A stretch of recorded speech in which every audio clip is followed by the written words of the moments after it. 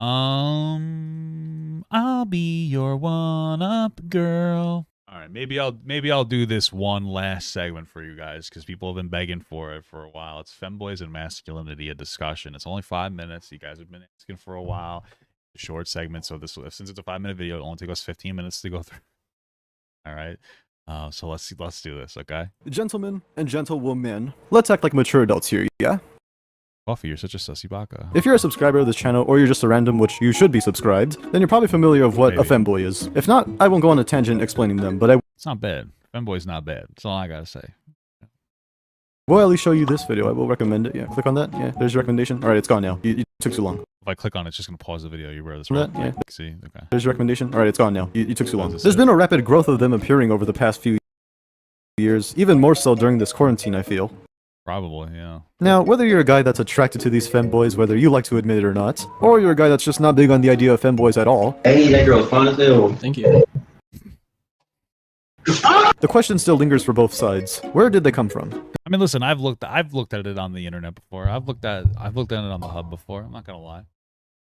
For me, they just I think more than anything else, I'm more into just femininity more than anything else, you know? Like I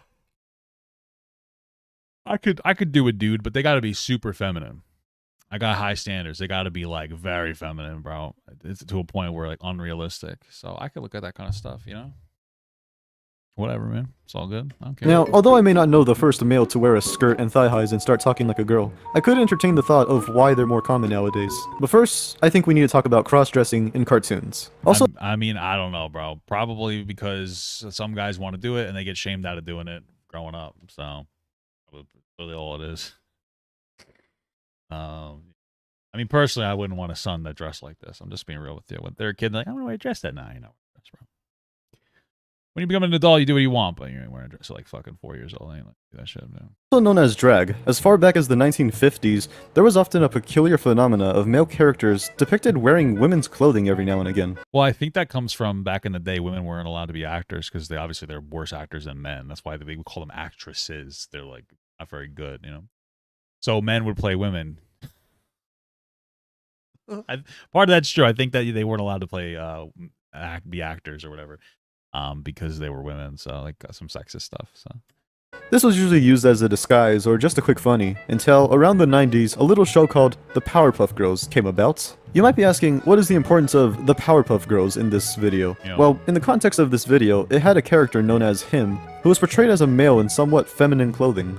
That was a very feminine character. But what separated him from all the characters of the other cartoons is this wasn't for any gag, this was him. He simply was just a flamboyant male wearing women's clothing. Fast forward to the present year, and you start to realize that seeing male characters depicted as a bit more feminine... What is this, porn? Yeah, so it says women were first permitted to perform on the English stage in the early 1660s. So back in the day before that, they weren't able to perform. Isn't really much new anymore. And this is only talking about the American side of things. Don't even get me started on Japan. Bro, I can't deal with Japan. Bro, that shit's fucked up. Japan will make legitimately female characters and then they'll just say that they're men. That's what they do. It's the reality, bro. That's the reality. They do that shit all the time. They trick me. Re-Zero or something like that. Re-something. I was like, dude, that's a girl. And it's like, no, it's a fucking blue-haired cat boy. All right, bro. I'm still gonna look it up. I'm still gonna rule 30 for it, but I don't like this shit. I don't like this stuff, bro. But now, what does this old gag for male cartoon characters have to do with males in the present dressing like women? Well, before I can really give a clear answer, let me take a moment to talk about male masculinity. Japan will also make fucking like legitimately 7-year-old girls. They'll be like, they're actually 1,000. That one you really need to stop with. You really gotta knock that shit off, bro. That's a fucking child. Crazy. Or more or less the idea. See, for the longest time, women were known as the stay-at-home moms, while males were known as the hard-working fathers bringing food and money to the family. But in the mix of all that, males that were more feminine and, let's just cut to the chase, gay, they were outlawed. Besides the whole crime and legal aspect behind it, males were always trained to always be very, very masculine. Oh my. Wow. If males were seen wearing women's apparel and acting very feminine, they would be ridiculed.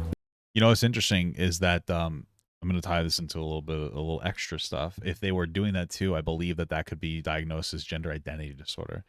And I think that's important because back then the qualification to have gender identity disorder was so low that it's just like, oh, a guy that does feminine things, that's not considered normal in society back in that time. And that's why people are like, see, 90% of people that have gender dysphoria, they grow out of it. It's like, no, 90% of the people who were diagnosed with gender identity disorder were improperly diagnosed with an identity disorder when they just wanted to dress like a fucking girl or be a little more feminine. So This has actually led to another issue of males just not really able to be comfortable with themselves. This doesn't go for every male, but it's quite common to see a man that can't really tell another man, hey, I care about you, without the fear that it sounded just it's gay. The slightest bit gay, or that a man needs to be strong and he can't cry in such sensitive moments. It's been an issue amongst us males for quite some time now. Listen, there are appropriate times for anybody to cry. I think that like women are a little more prone to crying. I think it's like a hormonal thing. Like, you know, when like somebody passed away and stuff, I'm totally down for it. But don't be crying like over spilt milk. You know what I mean? Like that's all I'm saying. Boys and girls, it's crazy. But as times are changing and people are being more open with themselves, we're starting to see less of this now. Now we'll see that it's more common for males to feel very, very comfortable in each other's presence with not really any fears in mind or lingering thoughts. We have a lot of emotional-ass males these days, but you know what? At least they're expressing themselves. And finally, on the extreme side of it, we have femboys. Well, okay, let's be real quick. We've always had emotional men. Just what type of emotion they're expressing is different, bro. Because some of these manosphere guys will be like, oh, men aren't emotional. Yeah, you are, motherfucker. Oh, men aren't emotional. Meanwhile, DJ Academics is screaming at the top of his lungs at a woman because that woman doesn't call him fat. Like, you know what I'm saying? After she disrespected her for like 20 minutes, she's like, yo, you're fat and with a small dick or something. And then he's like, what? And he starts like, oh, that's anger is an emotion. So men are expressing different emotions in different ways. Now, people always like to twist this around and call this just simply a gay thing. And although if you are a guy that is into femboys, that is gay. No cap, that's gay as fuck, my guy. It is gay, but it's a little less gay. That doesn't mean that all femboys are gay, though. Once you really look at it, these males are just extremely comfortable with themselves, and they don't really care what society has to say about them. Whether they dress like this one time a week or maybe every day, it doesn't really matter. That person has a mask on, saying they ain't scared about shit, bro. Attention shouldn't be given to the clothes that some children in China probably made for no money, but rather the person behind the clothing. Because when it all comes down to it, whether you wear a skirt, pants, tank top, or a flannel, your clothes don't define you. You define you.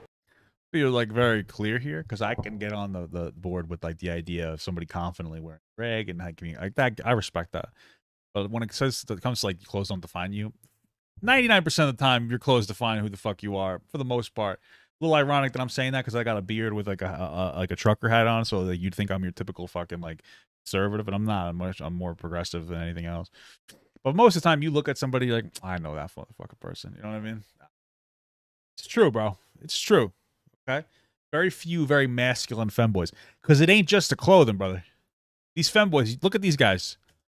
Look at these femboys. It ain't just the clothing. You think it's just the clothing. It ain't. They're slender. They're trying to feminize their body as much as possible. I'm not saying they're trans or anything, but that's not me in drag. Okay, that's not me dressed like a girl. These are guys who like probably go as far to diet with like more protein oriented, or excuse me, soy oriented. I'm just a real thing, bro. I've seen this stuff before. I've seen the weird 4chan memes. People are like, oh, this is the diet you eat to be a femboy, and it's like all very like soy, like unironically like soy proteins instead of like whey proteins and shit like that. Like they it's not just the clothes, bro. Femboys is an entire they might be comfortable. I respect the fuck out of that. But it's not like a masculine thing. It's a very feminine thing on purpose, you know? The clothes that some children in China probably made for no money, but rather the person behind the clothing. Because when it all comes down to it, whether you wear a skirt, pants, tank top, or a flannel, your clothes don't define you. You define you. Clothing is just clothing. Yeah, you define you, and then you wear clothes that matches your definition of yourself. That's usually how it works. If somebody sees what someone's wearing and they start making assumptions, that's just their own problem. They're probably going to be right. And now, we're at a point where it's so normal that it kind of has its own spot on YouTube, where you'll see a vast amount of male content creators just chilling and basically just being. It's true, bro. I remember when I used to play League, a guy named Sneaky. I got tricked, bro. This is I got this picture right. This is Sneaky right here, right? So let me see. Open the image. All right, so this is Sneaky right here. This is a League of Legends character person. He's a professional League player, okay? And right here and here, this is also Sneaky. Let me hide myself for a second. All right, this is them in cosplay, or then they like their femboy cosplay, bro. So like, I was like, damn, the Siver Pizza one. Bro, this shit's misleading as hell. What are you doing, my God? Why would you do this? Look at this. Are you kidding me? Fucking kidding me right now, dude? Oh. Right? It's so misleading, bro. What a sad time to be alive. Jesus Christ. What the fuck? Oh my God. Looks like Jailer Ray. Let me continue. Da boys. And now this brings me back to cross-dressing in cartoons. Cause whether intentional or not, this old gag helps pave the way for normalizing the more feminine side of males. The main takeaway from this is, do what makes you happy. And don't let society bring you down for being comfortable with yourself. And now whether you like or dislike femboys, now you kind of know where it all comes from. I mean, hey, perhaps there's praise to be given to men that have sold their last strand of decency due to a lack of love and affection from the world for the attention from random strangers online that are confused with their own sexuality to finally feel a sense of validation in their uneventful lives. Maybe they're just kind of gay. I don't know. Or maybe, just maybe, sometimes a man just likes to feel pretty. So there's a little deep dive into femboys and how they kind of came to be, at least in my opinion. Listen, I like a nice sangria. Okay, that's about as feminine as I'm gonna get. I don't really like beer. I like fruity drinks. I like a nice Shirley Temple or whatever. Right? What do you mean? I ain't expressing my femininity like that. I'll tell you that, brother. I feel handsome like. That's a little too much for me, but you do you, you know what I mean? Agree or disagree with anything I had to say in the video? Let me know in the comments. And if you enjoyed or agreed with anything I had to say in the video, leave a like. Till the next video, bye-bye.